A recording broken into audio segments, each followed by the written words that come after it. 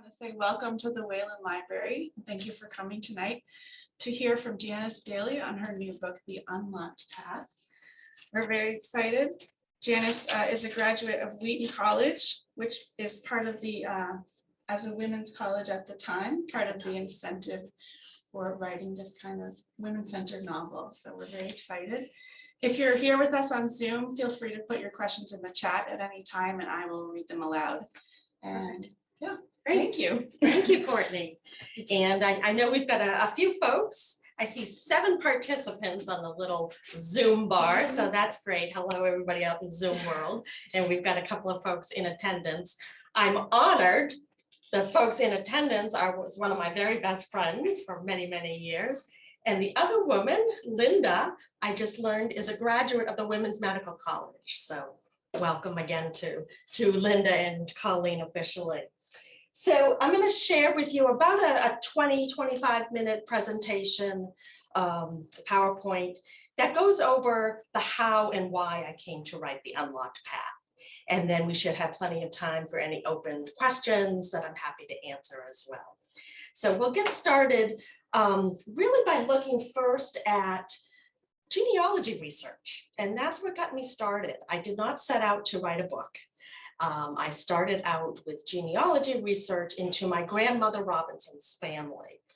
She's the woman here on the, so the right, showing up on Zoom as well. She died before I was born, so I never knew her, but I felt always a kinship to her. She has the red hair.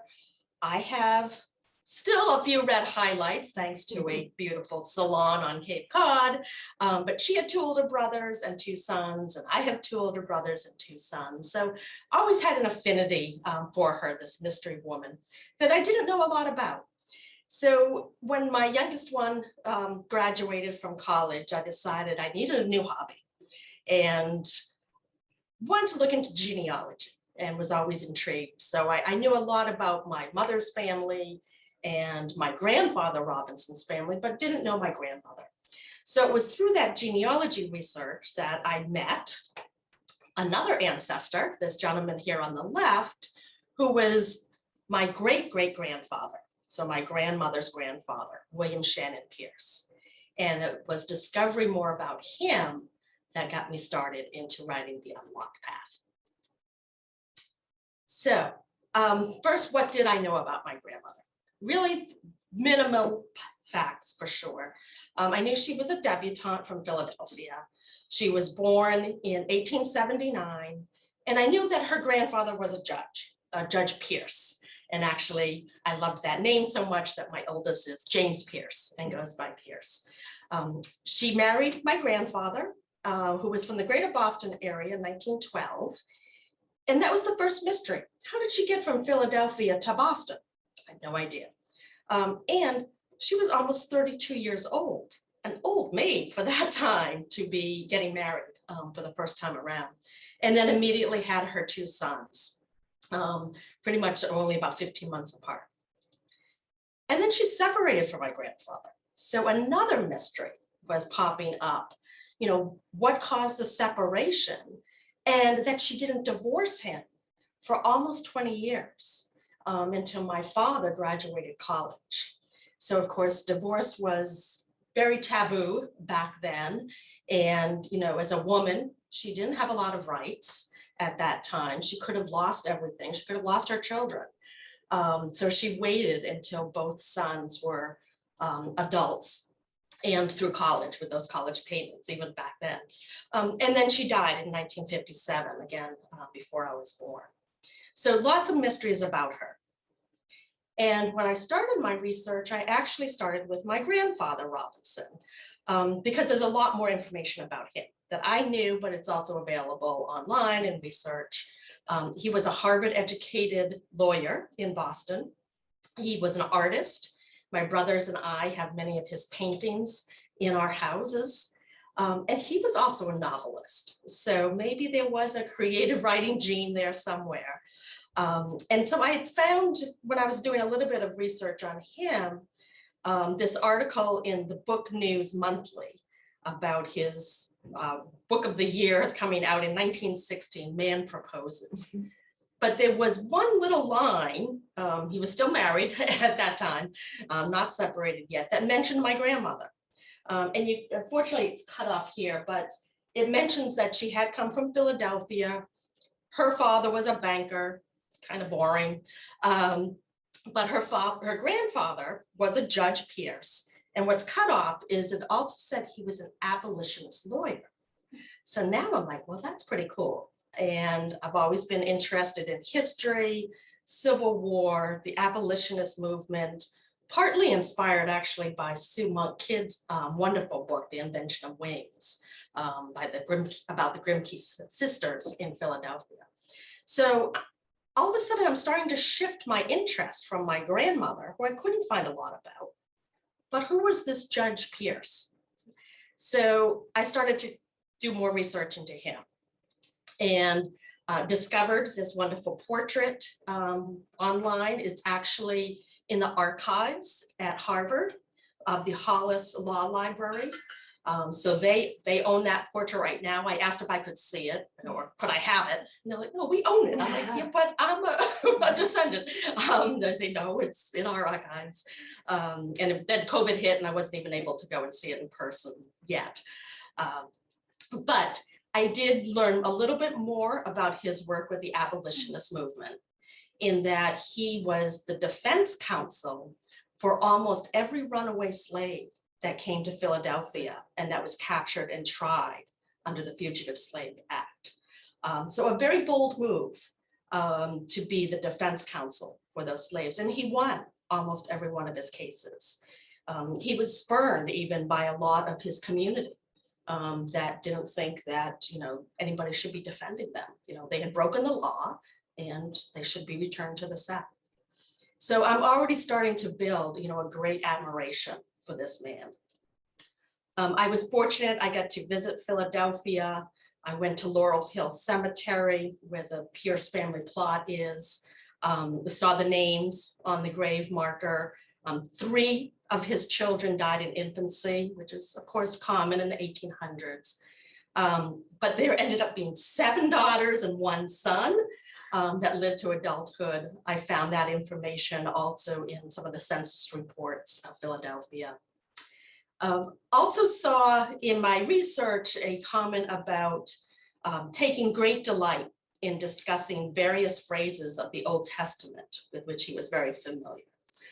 I am not a student of the Bible, but I was taken by a phrase that's right on the gravestone under his name, which you can't read it here, but it says from Song of Solomon 2:17, until the day dawns and the shadows flee away. And I loved that message about clearing the shadows and what lurks in the shadows of history, and what stories do we need to bring forward and spotlight. So that's a theme that I've tried to bring into the book as well, particularly by telling the stories about the graduates of the Women's Medical College. So those 7 daughters, it was also mentioned in a eulogy by one of his friends that his daughters were women of character and intellectual training. Certainly not a common phrase about women in the 1870s and 1880s. So obviously, not only was he defending the rights of the runaway slaves and the African Americans, but he absolutely had a belief in nurturing women in their intellect and their abilities and providing them with education. So that's when I found that final line in a passage from Famous Americans that said he took an active part in founding the Women's Medical College of Pennsylvania. So here is this, ancestor of mine that I've already fallen in love with, just from his work of being, a girl dad that believes in what his women and his daughters could accomplish, and then learning that he was connected to a women's medical school really made me stop and pause, because I had never heard that there were women-only medical schools. I'm not sure if anybody else has as well. So then I pivoted my research once more, and started to look into the Women's Medical College of Pennsylvania. And just some quick little facts about the school. It was incorporated and started in 1850. It moved through 3 different locations in Philadelphia. So Linda, I'm guessing you must have been at the Henry Avenue address by then. Started out on Arch Street, moved to North College Avenue. It opened the first combined use of a school and its own hospital facility, the first one in the country. And then around 1970, it started to admit a few men and then fully merged with Drexel in 2014. So a long history. The first to award accredited degrees to women. And that's the distinction, because of course, women have been healers and midwives forever, but it was having that degree in their hands that validated them to be able to work in the medical profession, which so many of them wanted to do and were denied because there weren't schools that were opening their doors to them in the 1800s. And then, as Courtney mentioned, I graduated from Wheaton College before they went co-ed, so Wheaton College here in Massachusetts, and have a great affinity for what a women's school can provide. You know, the support, the camaraderie, the sisterhood that develops between the students and the faculty and the alumni. So I was really thinking, I want to learn more about those brave and determined women that went to this medical school. So I dove into a rabbit hole, which historical fiction authors often get trapped in, going off in one direction, another direction, and following up on different facts that we think are fascinating because we're history nerds, and learn so much more about the school and its graduates. One of the first graduates you'll meet when you start to do research is actually a woman from India. Anna Debai Gopal Joshi. She was the first woman to come from India to earn a Western medical degree. And her story is nothing less than amazing. So again, when I first starting to meet some of these students and graduates, I'm drawn to their stories. She was from one of the upper castes of India, where arranged marriages were very common. And she was actually married at the age of 9 to a man 20 years older than her. So, you know, sitting here in 2022, we just can't wrap our heads around a child being married at 9, but, you know, 1800s in India, it was fairly common. She had her first child at 14 and lost him 10 days later from tuberculosis. And again, tuberculosis is a terrible disease that took so many, young and old. So it was that loss of her child when she's barely a child herself, that, you know, the grief that just overcame her turned to some anger and frustration that there wasn't the medical care that she and her son needed. And so many other women that not only didn't have the care, a lot didn't seek out the care from male physicians and suffered as a consequence as well. So she was driven to study medicine. And she was so fortunate to have a husband that supported her in that decision. And together they researched and found the Women's Medical School in Pennsylvania, found a sponsor to advocate for her admission. So she did enter in 1884. And at the time it was only a 2-year program, and graduated in 86. So, you know, when I'm meeting Anna Debai, I also came across her application letter, and her words just blew me away, of a 17-year-old woman from India with such desire to study medicine and what she was going through, that I felt like these stories need to be told. So in part, her letter reads, "The determination which has brought me to your country against the combined opposition of my friends and caste ought to go a long way towards helping me to carry out the purpose for which I came, i.e. is to render to my poor suffering countrywomen the true medical aid they so sadly stand in need of, in which they would rather die than accept at the hands of a male physician. The voice of humanity is with me, and I must not fail. My soul is moved to help the many who cannot help themselves. So I can't imagine writing such eloquent words as a 17-year-old, and that emotion that she brings forward that points to her commitment to want to study medicine. So I've got now my idea. Genealogy research has been pushed aside. I've got a new hobby. I'm going to write a book. And I'm going to write it about those women that went to the medical school in Pennsylvania that were driven and determined to study medicine and become doctors and to serve the other women that desperately needed their care.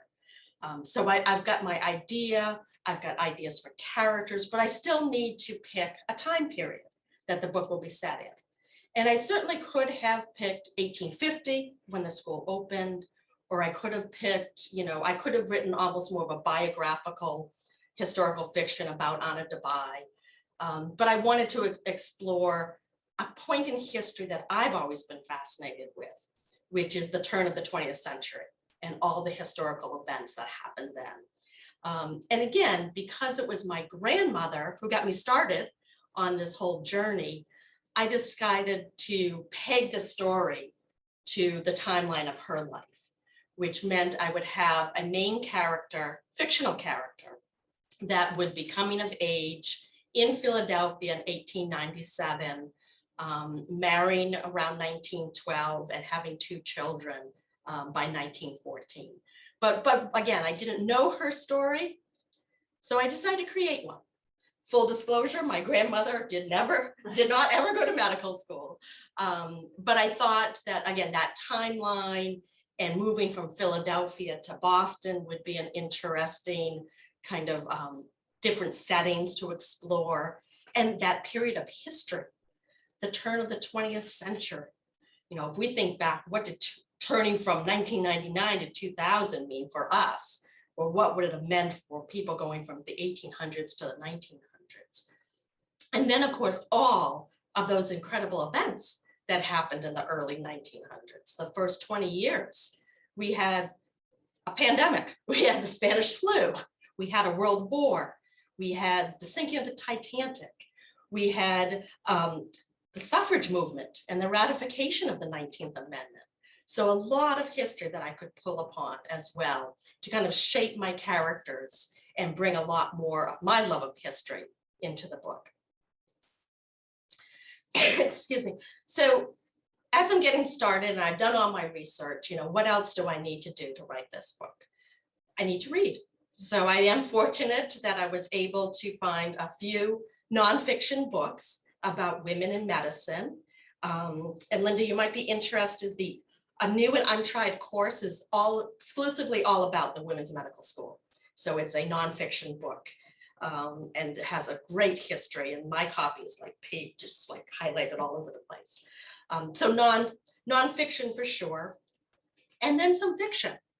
What did I lean upon for other ideas? And one of my favorite books, historical fiction that I read years and years ago with my book club, was The Red Tent by Anita Diamant. And, I only mentioned that it's set in biblical times, but it has that very strong sense of a community of women coming together to support each other through life's trials and challenges and celebrating triumphs as well. So I wanted to bring some of those themes into my book and look back at The Red Tent to see how Anita had addressed those. As Bright as Heaven. Any historical fiction lovers out there like me, you may know Susan Meissner, a wonderful historical fiction author. And she had written a book, I think it came out around 2018, but it was all about Philadelphia and the Spanish flu. So what did Philadelphia look like? How did the Spanish flu impact the citizens of Philadelphia at the time? So a fabulous, fabulous book. And then what would my characters be reading? So what would be contemporary literature to them? at that any moment of time in their lives. And one of the best books that a 18-year-old would be reading when it first comes out in 1897 is The Awakening by Kate Chopin. And it was one of the books that started to term the phrase of a new woman for the new century coming, an educated, intellectual woman who wants to make more of her life, who wants to awaken her own desires, including her own sexual desires. So it was also very scandalous for the time as well, that a married woman could have sexual desires. So, but a great book to also just look at, dialogue. If it was contemporary to the time, what did dialogue look like? Relationship building between characters and all. Oh, did I hit the wrong thing? There we go. And then I had to read some of my grandfather's books that were published, in the 19-teens and 1920s. And again, great to look at. He was a romance novelist, so not my favorite genre at all. So I kind of had to suffer through some of the prose, but it was helpful again to put myself into that time period and learn from that. So how do I get that off of there? I just minimize it again. So reading is great and lots of note cards created, stacks and stacks. I'm still old-fashioned that way. But it was also important for me to kind of see and touch and surround myself with as many objects and pieces of information in person that I could. So also very fortunate when I went to Philadelphia, Drexel, which is where Women's Medical merged with, owns all of the archival items from Women's Medical. So I spent an entire day in their basement office, going through things like, grade reports and photographs and matriculation tickets that said, yes, you are eligible to walk in on the first day of school because you have passed our entrance exam. And that's all you had to do when my character is going to the school in 1897, right out of high school. It was a 4-year program, but you just had to pass the entrance exam and have a recommendation. And then obviously your high school records as well. So kind of also unbelievable to us today that you could do that. Anybody in the audience here want to venture a guess what tuition was in 1897?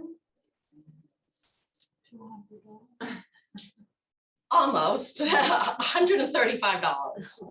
I know. I can't even imagine what it is today. And don't tell me it's just inflation. And then of course you had all your extra fees. And one of those fees is this very peculiar looking item here, which is mentioned in the book because I just thought it was kind of interesting, a little fact. It was a bone box. So every did you have a bone box? Oh my God. Oh, Linda, that's awesome.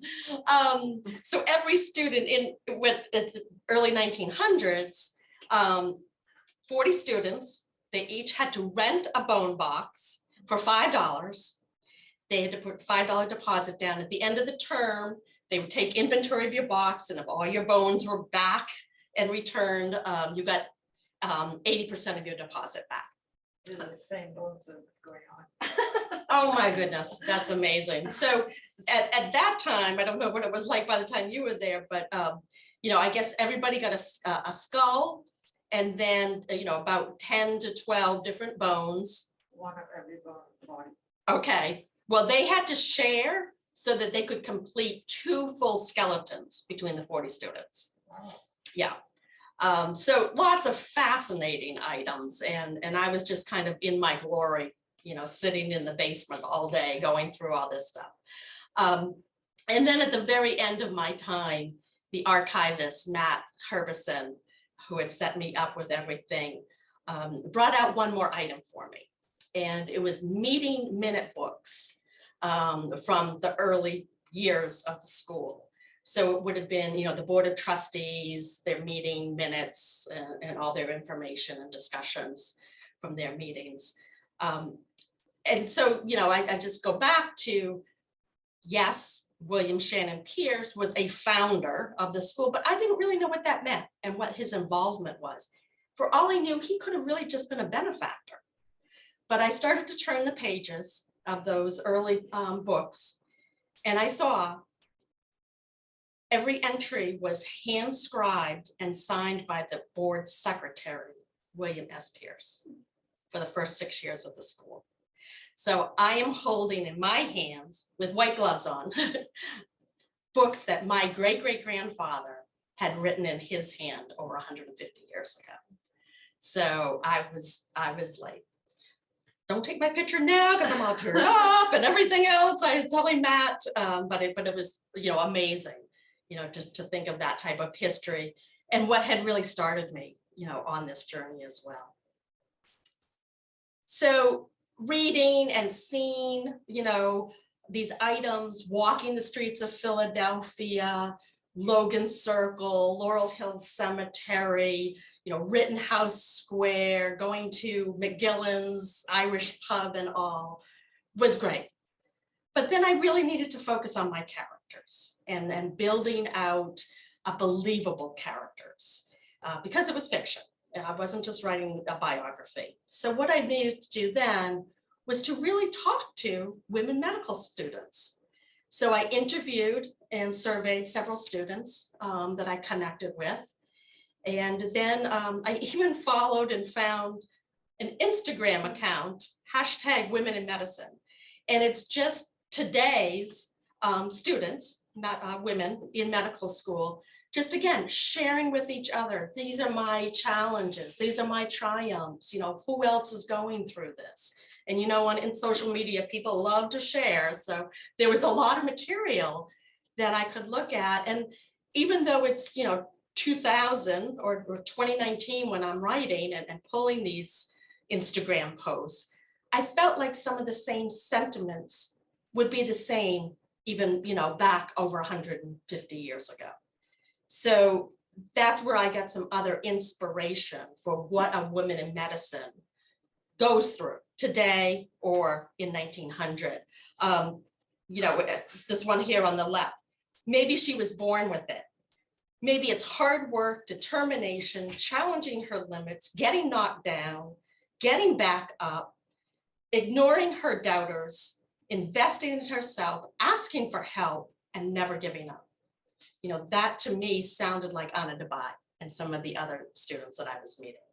And I love this one over here from Dr. Samantha Rowden. It happened, it finally happened. A man talked down to me about my specialist subject. He quoted a paper. I wrote the damn paper. So good for you, Dr. Pat Rowden. And she told him, I wrote that paper. And he had the good grace to be mortified and apologized. So, but those sentiments are going on right now, today, even still, that I'm sure is the exact same type of sexism and challenges that my characters would face. And then just for fun, I have to throw this one in because I just think it's adorable. This woman, medical student, she gets her match for her residency, and her husband is proudly wearing a t-shirt saying he's the trophy husband. So I love that one too. Okay, I've written a book. I've done all my research. I've developed my characters. I have met with beta readers, gotten feedback. I've met with editors.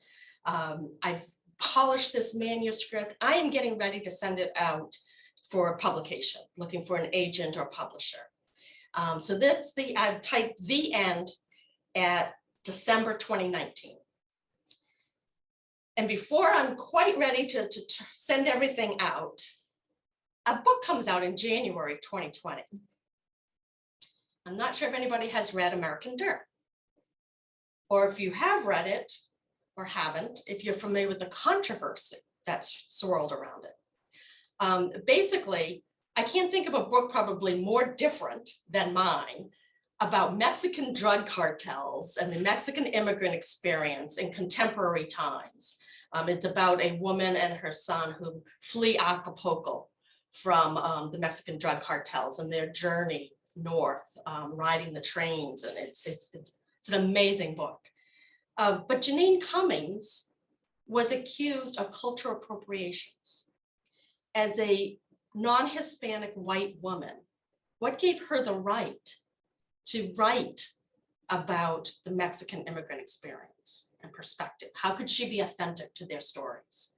Even though she went to the border and interviewed countless people, both sides of the border. She went to Acapulco and traveled and did a lot of the same trek. And she was a novelist. She had written other books. And I sat in, of course, by the time this is all bubbling up, we're now all in lockdown. So I'm learning how to use Zoom and watched an author chat with Janine.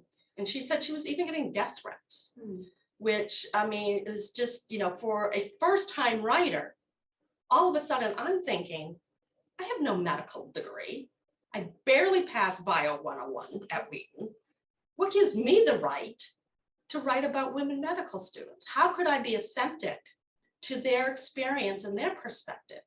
Now, I had a friend in a writing group who's an ER doctor, and he read all my medical scenes for me to make sure that they were correct.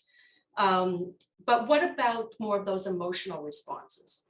Yes, I had looked at Instagram accounts and I had interviewed, you know, students, but was I true to their experience? So that made me kind of stop dead in my tracks again. Before I felt like I could send my manuscript out, I needed validation. So I had learned many years ago from one of the best bosses I've ever had in sales, that she just always preached, you know, just go for it. You'll never know unless you try. You've got nothing to lose. Swing for the fences. So I did. I wanted to have a woman doctor, and I didn't know you at the time, Linda. I would have called you. I didn't know a woman doctor well enough that I could say, hey, would you read my 90,000 word manuscript and tell me if it's a good book or not? So I shot for the moon, and I emailed the American Medical Women's Association and just asked the kind of like the general inquiry contact box. I'm looking for a woman doctor who might be interested in reading historical fiction. Can you possibly point me to anybody? About 4 weeks later, after crickets from that email, I get a response from the executive director, Eliza Edwards, who said, I'm interested in your book. Please send it to me. And this woman is just so typical of women answering the call of helping another woman at the base, but wanting to make sure if I was going to write a book about the Women's Medical College and women's medical students, that it needs to be authentic and real. So she wanted to volunteer, and God bless her. She is a practicing physician. She is the mother of 3, and she's the executive director of this national association. And she still found time to read my manuscript within 6 weeks and provide me with invaluable feedback. So once I got her feedback and made a few more little revisions, then I was ready to go.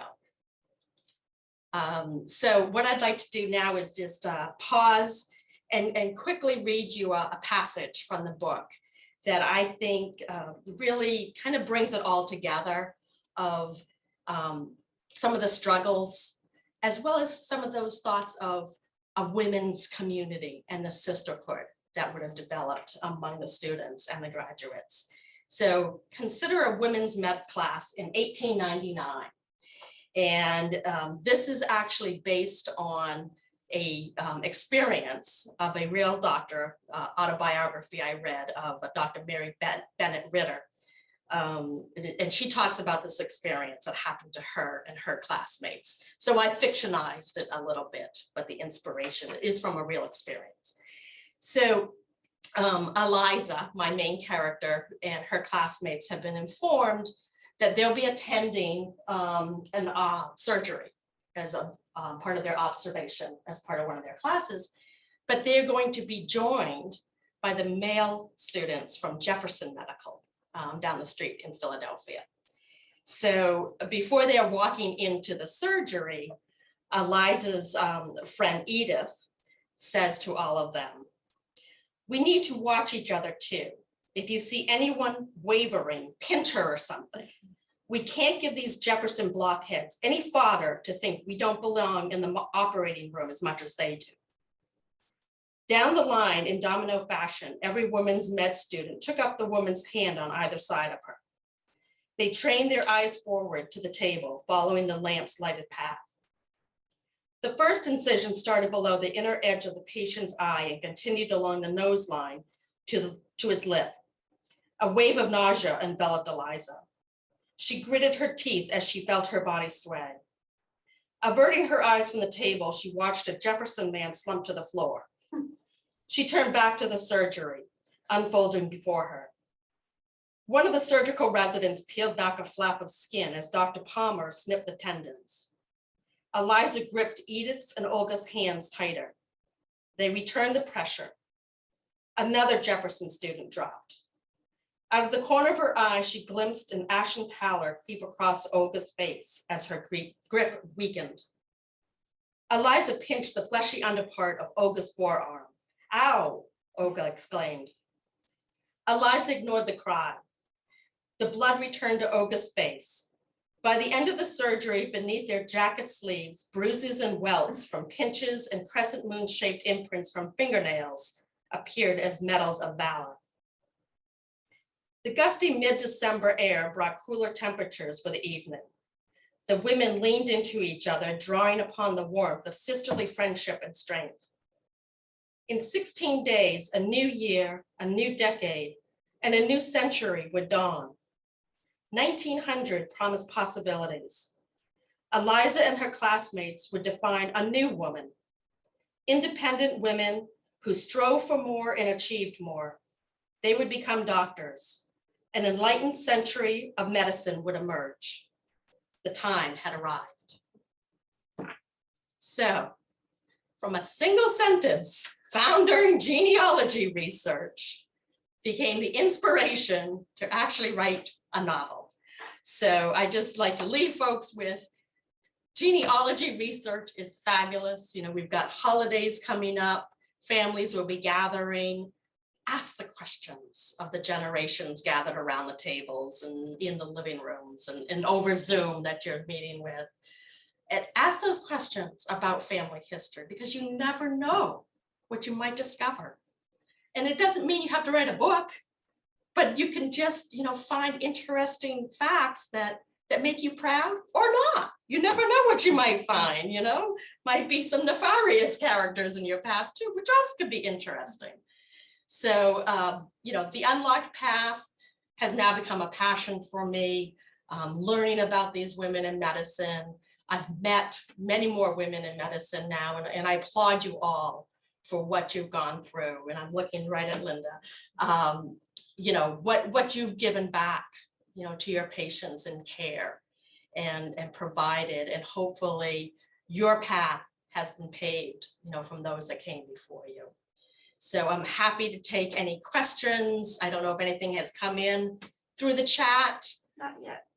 Or, but we can take anything, or if right here in front and center. That amphitheater photograph, the amphitheater where they're watching the surgery. Yeah, that was Where's real. that from? But where from? Dr. Mary Bennett Ritter, I don't think she went to women's medical, but it was mentioned in her autobiography. Medical school. Yeah. So she attended a surgery and 3 of the men in the audience dropped and not one of the women.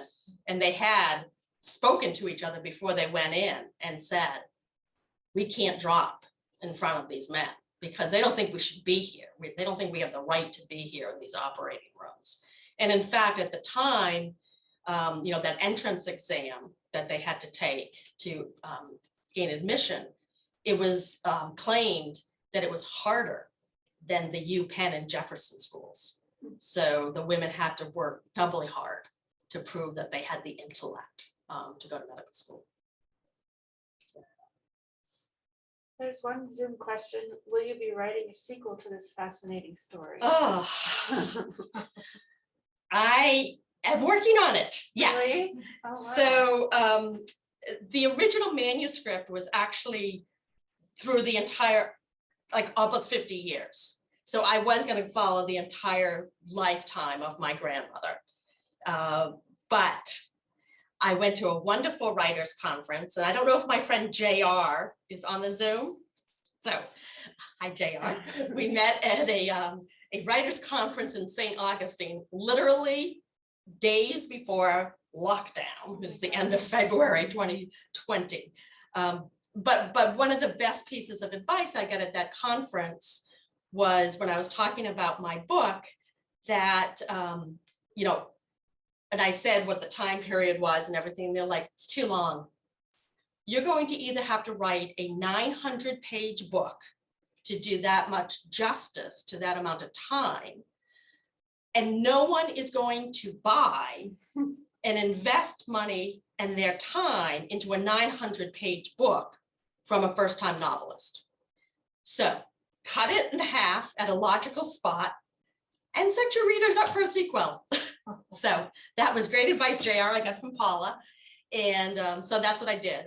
And so I do have some chapters already written, but since then I've new ideas of where I want to take my characters. So I'm going to be focusing on another interesting period of history, of course, which is the 1930s with the Great Depression and the 1940s, World War II. But what does that look like on the home front? You know, lots of historical fiction about World War II set in Europe, but what does it look like on the home front? And what does it look for a woman who is a mother that has two sons of service age, which my grandmother did have. So I'll be pulling upon some of those ideas. And then what were the health issues of the 30s and 40s that would be relevant to explore and touch upon as well. So the sequel is in the works, and I've got to get back to my research desk and books, and I hope to take a research trip this spring where I'm going to be going to a new location setting too. I'm wondering if you found, well, you would think that the experiences of women in medical school would have changed a lot by now, but did you find from the stories you heard from folks common experiences? Sexism is still unfortunately rampant. The women still have to prove themselves far and above what's expected of men. So that was sad to learn. But their achievements, are, tremendous now. And, I was just even thinking back to, the height of our pandemic, lockdown and seeing, I won't remember her name, but, she was on the news every day, standing next to Dr. Fauci. Dr. Brixit, or She always had a scarf on, yeah. So, on a national stage, Or something like that. the Burkett yeah, you all know, Burks, you all know who I'm talking about. So, tremendous achievements. How many of us now have women doctors and can find them and seek them out? I did read that, I think it was just in 2021, I think it was, that we just flipped the switch, that now 51% of all medical students are women. So they'll be coming into the workplace, in the next couple of years. Still predominantly in OBGYN and pediatrics, but definitely making inroads into all the other specialties. I did hear from a woman that found my book, and she posted comments on Goodreads that she was a retired doctor from the Mayo Clinic, and she was a specialist in infectious diseases. So, fascinating, work that they're all doing now.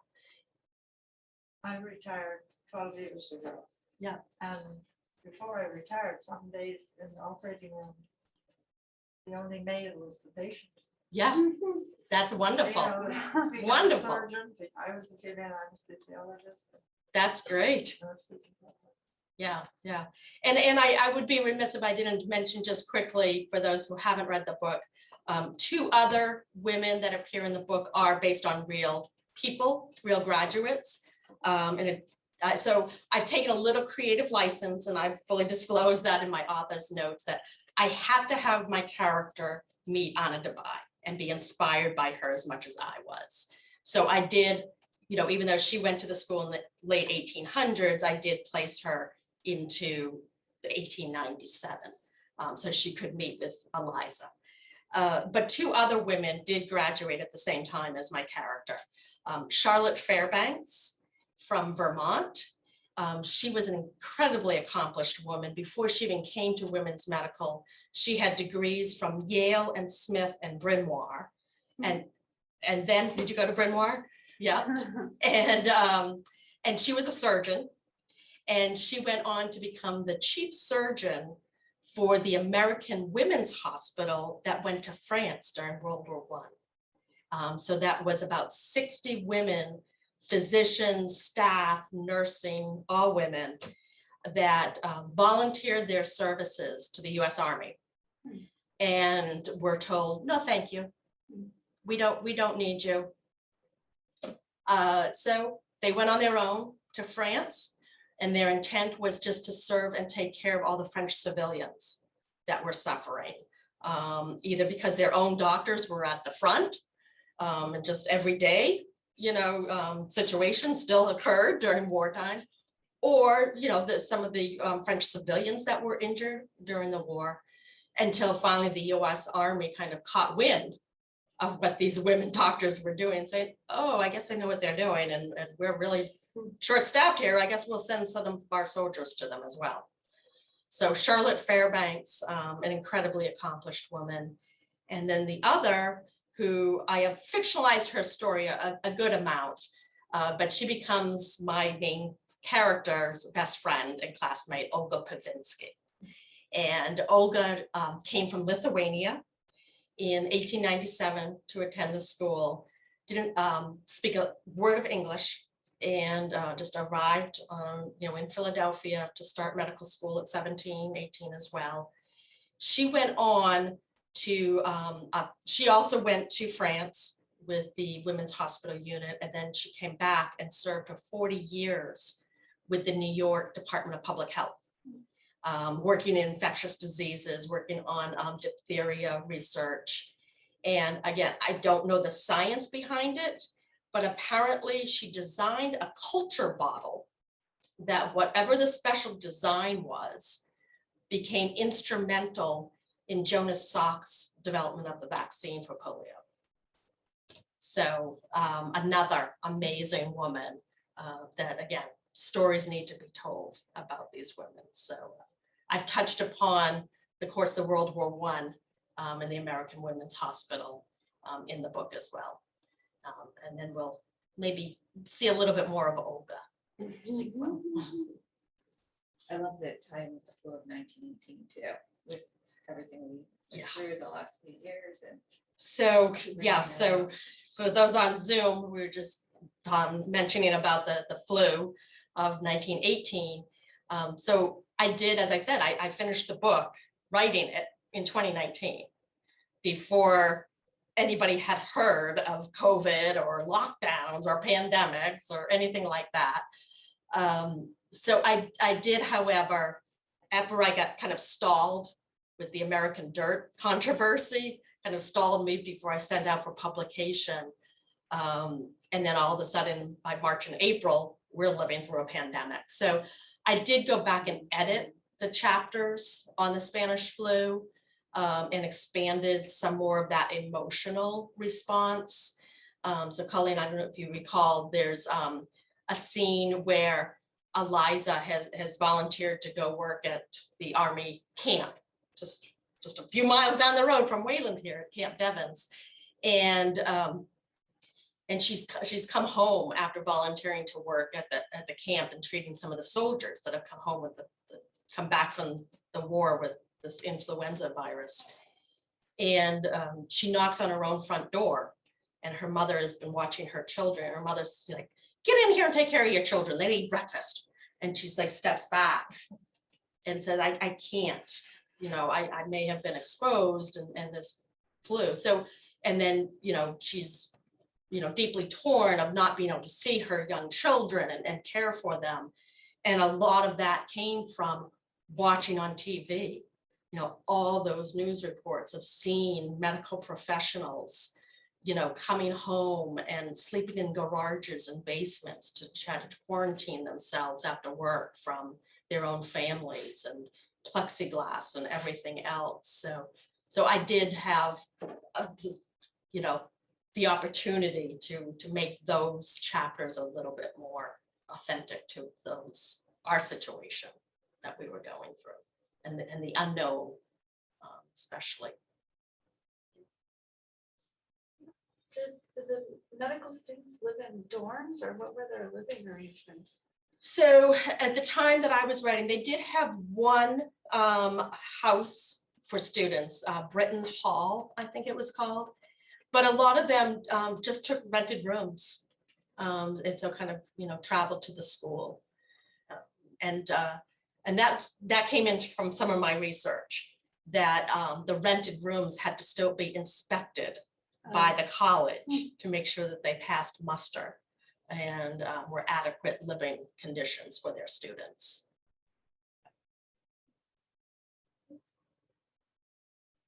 Questions? Wonderful. Thank you so much. Well, thank you. Sounds wonderful. I can't wait to read it. Great. And I do, for those on Zoom, I do have a website. It's just Janis, and that's Janis with an S, R Daly, and Daly's the short version, DALY. I have a lot more information on my website about the book, as well as I have book recommendations, book reviews. Historical fiction is my favorite, so I've got things there. I am meeting with book clubs over Zoom, or depending on where you're located, in person, and I love meeting with book clubs. So you can send me a note, and I have a whole book club kit available that has fun recipes for items in the book, character inspirations and more, and a monthly newsletter if you're interested in signing up for. Great. Thank you.